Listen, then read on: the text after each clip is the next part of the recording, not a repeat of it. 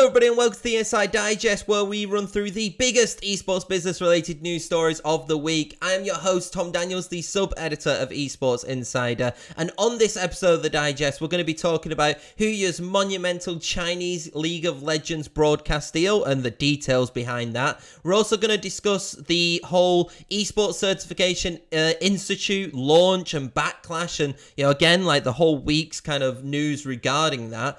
ESL and Intel have also announced a long-term renewal of its partnership, taking the deal to over 20 years of collaboration. UK-based esports organisation Semper Fortis has also raised 2.5 million from its Aquis stock exchange listing. And then finally, we're going to be talking about NRG Esports' partnership with the General, specifically tied to its Rocket League team. But before we jump into this episode of the Digest, I do want to shout out REELY.ai for once again partnering with us for this episode of the ESI Digest. If you want to find out more about their content services, then please head over to their website. And also, we have officially launched the 8th edition of the Esports Journal. I'm so happy to finally say that it has been revealed, it has been launched. We've got great articles regarding EPOS, cryptocurrency, World of Warcraft, and a lot of other esports business related features and content pieces as well. So please, if you are interested in that, then don't forget to head over to the Esports Journal's Twitter or to our Twitters, where you can find links to the edition, and it will also be on Esports Insider's website and in the Esports Journal website as well. So we really hope you enjoy this edition. I personally do think it's the best edition that we have done, and yeah, I just hope that everybody has a good time reading it, just as we have done creating it. So our first story of the ESI Digest sees Chinese live streaming platform Huya sign an exclusive media rights deal worth around £220 million for League of Legends esports in China. The 5-year deal is expected to feature the League of Legends Pro League, also known as the LPL, League of Legends Development League, and also LPL's All-Star event. And it was made in agreement with TJ Sports, which is China's League of Legends operator, and a joint venture between Tencent and Riot Games. I think this is hugely significant because this is a massive media rights deal, and we're seeing a lot more media rights deals kind of come through in esports as well. This isn't the first time that we've seen a Chinese live streaming platform actually agree a deal of this magnitude with Riot Games prior, with Bilibili in August 2020 also exclusively announcing that they will broadcast major global League of Legends competitions. This included the World Championships, the Mid-Season Invitational, and All-Stars. So it's really interesting to see now Bilibili have these exclusive rights to the global events, but then also now you've got Huya, who now have the Chinese specific domestic league under their own platform as well. So we're really starting to see how platforms, and especially live streaming platforms in China, are now vying for these media rights as well. And I wonder if we are gonna see something very similar, not maybe in the near future, with the likes of YouTube or Facebook Gaming or Twitch kind of wanting to secure exclusive rights to the likes of the LEC, the LCK, or even other esports which are deemed popular enough and have the demand. Only time will tell, but this is a significant deal, and it'd be very interesting to see kind of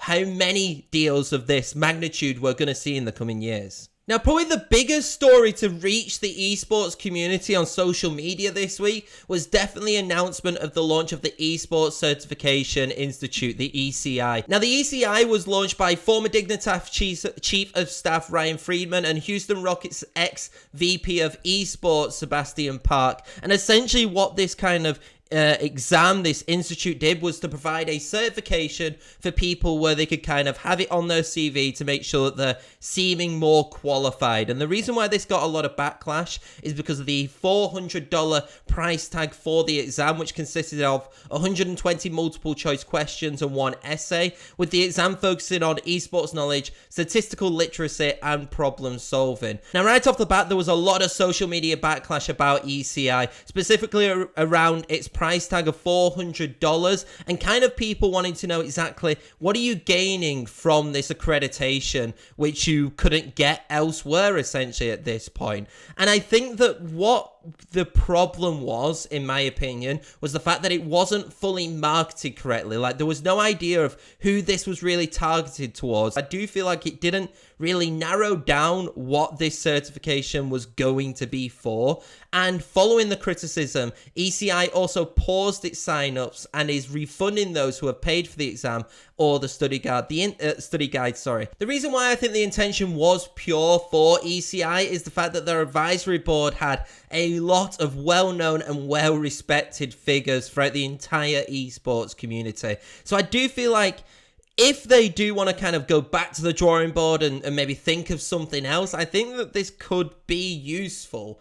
But right now, in its current iteration, it didn't seem to benefit a lot of people. It might have benefited like a small minority, but really, for the price which is paying, probably the main benefit over the entire price would be that if you got the certification, you got like networking opportunities and like Q&A with advisors, the massive amount of advisors which were mentioned. But really, it does seem like this is not gonna work right now unless they kind of rethink, restructure, and repurpose this entire kind of institute, because right now, off social media backlash, it's not looking good. Our third story of the ESI Digest sees ESL Gaming renew its long-standing partnership with North American technology company Intel, taking the collaboration to 20 years. Now, according to the release, the renewal, which is set to commence in 2022, will see both entities invest over $100 million in esports up until and including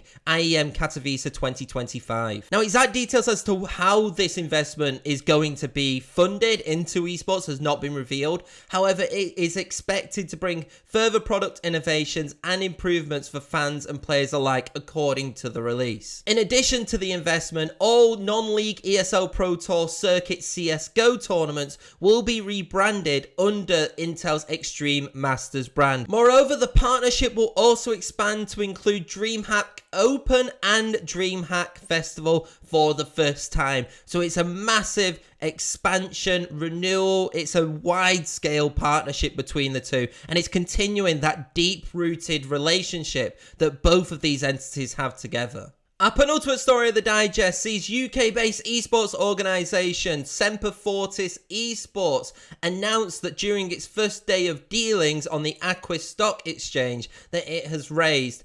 £2.55 million.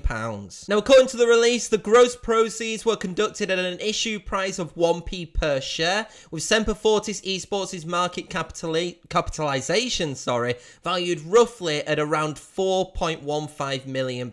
What's really interesting about this story is that it actually is in line with the organisation's aimed amount of £2.5 million, which they announced when they said that they were going on the Aquis Stock Exchange around April 12th. So it's really good to see them kind of hit, very much dead on the target of what they were expecting to get. The funding is expected to be utilised to establish esports teams, forming new partnerships, and providing B2B advisory services. Now, the organisation has already secured one esports team, and that is Rocket League side Top Bloke. So you can kind of expect that maybe this funding will go into kind of not just strengthening them, but also looking at possible other esports teams that the organisation might look to acquire. Now, for those who don't know anything about Semper Fortis, they're a relatively new esports organisation which was founded by several key figures in sports, gaming and corporate finance. Most notably former Football League chairman Keith Harris and the founder of Atari, Nolan Bushnell.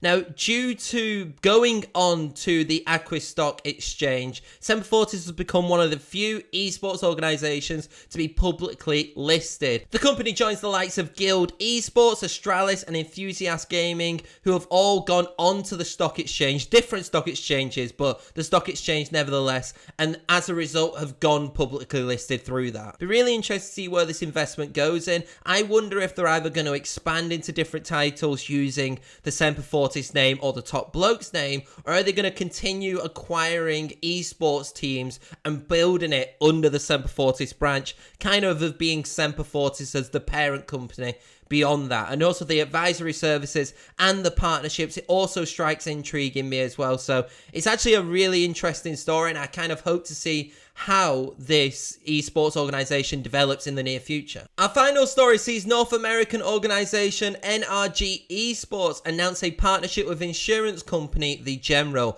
Now, as a result of this deal, the organization's Rocket League team will be renamed The General NRG and outfitted in new branded jerseys for all future competitive and non-competitive events. Fans will first get a glimpse of The General NRG and the team's new jerseys during the Rocket League Championship Series X North American Major, which is set to commence on May 22nd. And along with just rebranding the Rocket League team itself, the partnership will also see NRG's The Grid broadcast now be presented by the insurance firm. I think this is a great deal for NRG Esports to get The General not only to have their first foray into esports, but then to specifically to sign up to the Rocket League team. I think is a really good indictment of the growth of Rocket League as an esports, but also the growth of the North American organization as well. Additionally, along with the grid and the rebranding, both entities will collaborate to produce fan-focused activations in the future as well. So that's always great. So it'll be really interested to see how this partnership continues to develop and continues to grow as well. And that is it for this week's ESI Digest. Once again, thank you to REELY.ai for sponsoring this episode. If you want to read any of the stories that I have discussed, or read, a bountiful amount of stories which have come from the esports business world, then don't forget to head over to our website. You can also follow us on Twitter and follow us on LinkedIn, and also follow us on Instagram as well. And if you do want to follow me personally, then I am at the Tom Daniels. Also, don't forget to read the Esports Journal 8th edition. There are some great features involved by some of our amazing writers as well. But until next week, I'll see you then.